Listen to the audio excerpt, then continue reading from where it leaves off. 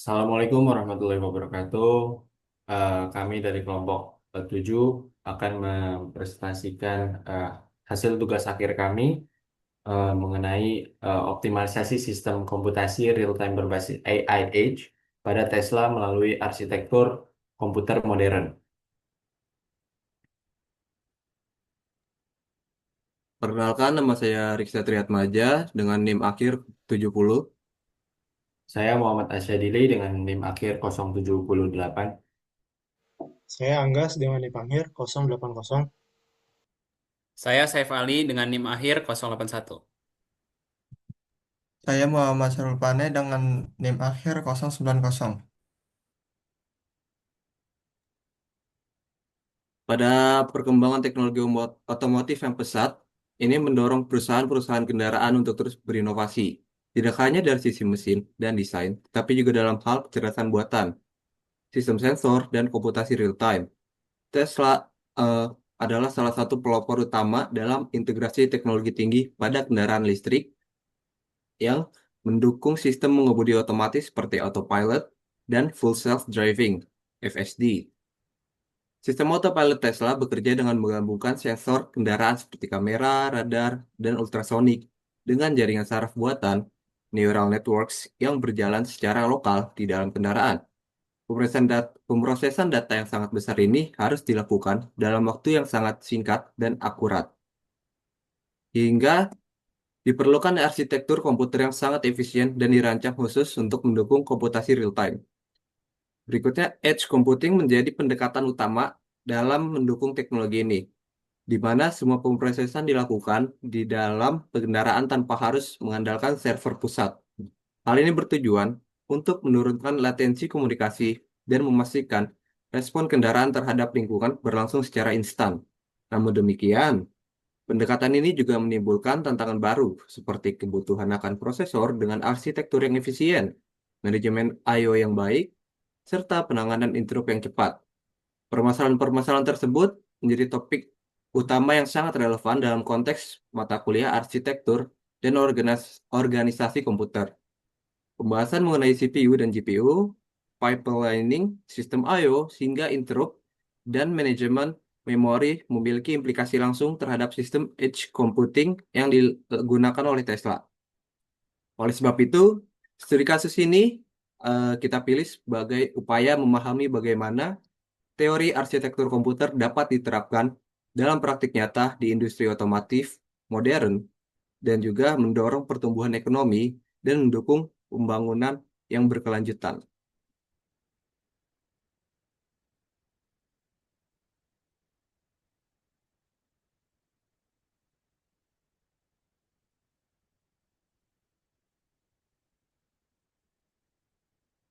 Rumusan masalah yang kita simpulkan terdapat 4 poin yang dimana bagaimana kondisi sistem komputasi real-time Tesla saat ini, apa saja permasalahan teknis yang dihadapi Tesla dalam mengembangkan sistem autopilot berbasis AI Edge, bagaimana konsep arsitektur komputer dapat digunakan untuk mengoptimalkan sistem tersebut, dan berapa dana yang dibutuhkan untuk mengoptimalkan sistem komputasi real-time berbasis AI Edge. Berikutnya, saya serahkan kepada teman saya.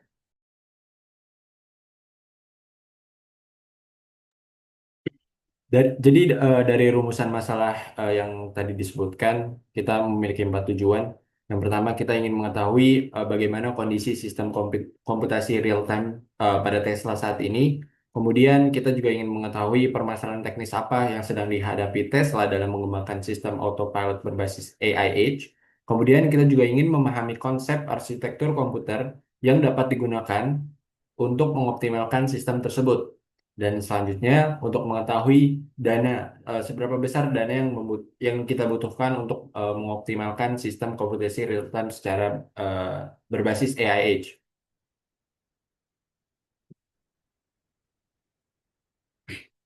Untuk menjawab tujuan tujuan yang pertama, bagaimana kondisi Tesla saat ini, kami melihat Tesla itu telah mengembangkan perangkat keras dan lunak yang canggih untuk mendukung kendaraan listrik mereka. Fiturnya itu seperti autopilot dan full self driving itu mengandalkan sistem pemrosesan data secara real time dari berbagai sensor. Ada beberapa masalah yang dihadapi Tesla saat ini. Yang pertama itu masalah latensi tinggi yang mengacu pada waktu tunda antara penerimaan data sensor dan pengambilan keputusan eh, oleh oleh sistem. Kondisi ini tuh sangat kritis, terutama dalam situasi darurat seperti pengereman mendadak, seperti pengereman mendadak atau deteksi objek tak terduga di jalan. Jadi, semakin tinggi latensi, maka semakin lambat juga kendaraan bereaksi, yang dapat membahayakan keselamatan.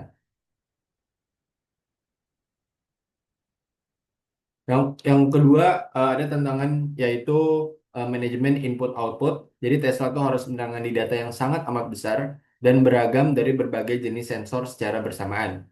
Ketidakefisienan dalam pengelolaan input dan output itu dapat menyebabkan yang namanya bottleneck pada proses pengolahan data yang pada akhirnya menghambat kecepatan sistem. Selanjutnya, pengolahan paralel menjadi keharusan karena data dari kamera radar dan sensor lainnya itu harus dianalisis dalam waktu yang bersamaan. Sistem harus mendukung arsitektur yang mampu memproses banyak instruksi secara serentak melalui teknik seperti pipelining dan paralelisisme instruksi agar pengambilan keputusan berjalan cepat dan akurat. Selanjutnya di sini ada blueprint. Kamera satu itu berarti sensor kamera yang memberi fungsi sebagai memberi input visual ke sistem AI. Selanjutnya ada radar dan ultrasonik. Fungsi dari kedua komponen tersebut adalah mendeteksi objek jarak dekat atau menengah. Selanjutnya ada IMO atau GPS di samping radar dan ultrasonik yang memberi fungsi untuk memberitahu posisi dan orientasi kendaraan. Di bawahnya ada I/O modul atau sensor hub yang berfungsi sebagai mengumpulkan dan mentransfer data sensor. Di bawah itu ada CPU 12 core ARM Cortex A72 yang memiliki fungsi kontrol sistem, manajemen I/O, OS, dan interupsi. Terus di bawah dari itu ada GPU Mali G71 MP12 yang memiliki fungsi post processing grafis ringan dan membantu inferensi. Selanjutnya di bawahnya ada NPU 2 kali 36.86 TOPS yang memiliki fungsi inferensi neural network.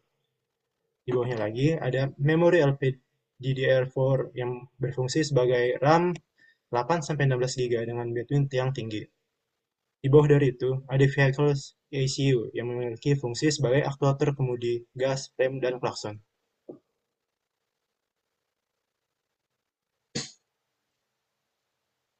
Penganggaran, riset dan validasi desain, estimasi waktunya yaitu 3 bulan, dengan biaya yang dapat diperkirakan mencapai 500.000 USD dollar.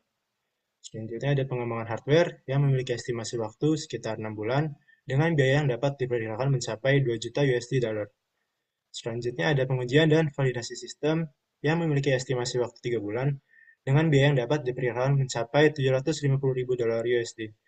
Dan yang terakhir itu ada implementasi bertahap yang memiliki waktu estimasinya 6 bulan dengan biaya yang dapat diperkirakan mencapai 1,5 juta USD dollar. Dari total estimasi yang sudah saya sebutkan, itu memiliki waktu estimasi 18 bulan dan biaya yang dapat diperkirakan mencapai 4.750.000 dolar USD.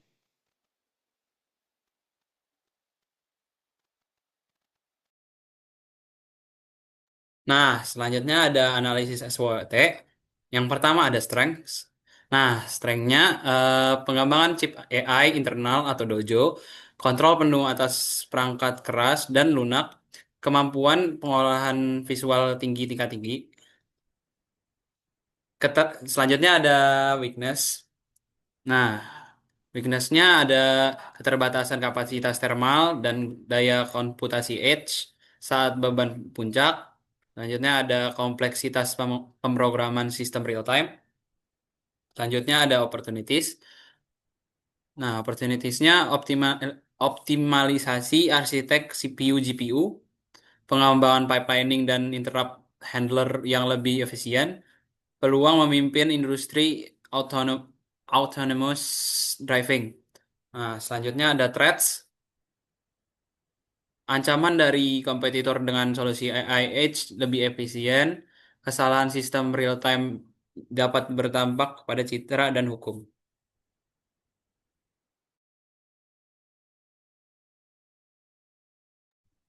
Selanjutnya ada saran dan kesimpulan. Dari pemaparan materi yang sudah dilakukan, kita bisa menarik kesimpulan bahwa Tesla menggunakan edge computing untuk autopilot dan FSD dengan latensi rendah. Hal ini juga dipengaruhi dengan arsitektur CPU, GPU, dan NPU yang terbukti efisien dan cocok untuk kendaraan otonom. Namun, terdapat beberapa saran untuk mencapai performa yang optimal dalam keadaan yang berkendara tinggi, seperti disarankan peningkatan daya tahan sistem, efisiensi NPU, dan manajemen input-output yang berbasis AI, serta kita bisa menambahkan sistem cadangan atau redundansi dan lakukan uji coba global untuk memastikan keandalan kendaraan.